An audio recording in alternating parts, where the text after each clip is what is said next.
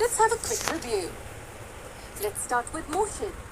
In simple words, if a body is moving, it's described as motion. That's all.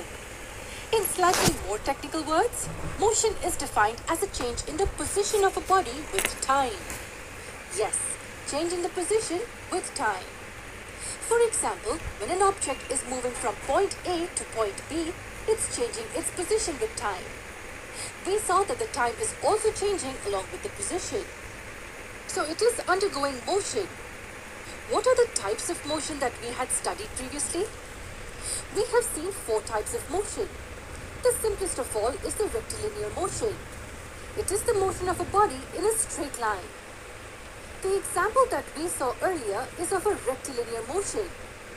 Object is moving in a straight line from A to B. There is another type of motion called the circular motion. What can this type of motion be? It is the motion of a body along the circumference of a circle. Example, motion of the earth around the sun is an example of circular motion. The third type of motion that we saw is a rotational motion. It is the motion of a body around a fixed axis which is passing through the object. This is important. The axis has to pass through the object. Example of rotational motion is a ceiling fan rotating along its axle. So you see that if I draw a hypothetical line called the axis of rotation, then it's passing through the fan.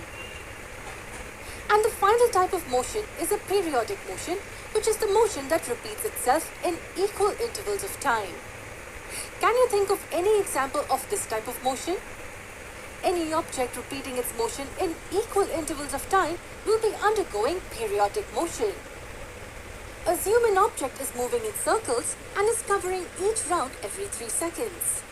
Is it performing a periodic motion? Absolutely. Since it's repeating its motion along the same path every 3 seconds, it is undergoing periodic motion. But wait a moment. This object is moving along the circumference of a circle. So it is also undergoing circular motion.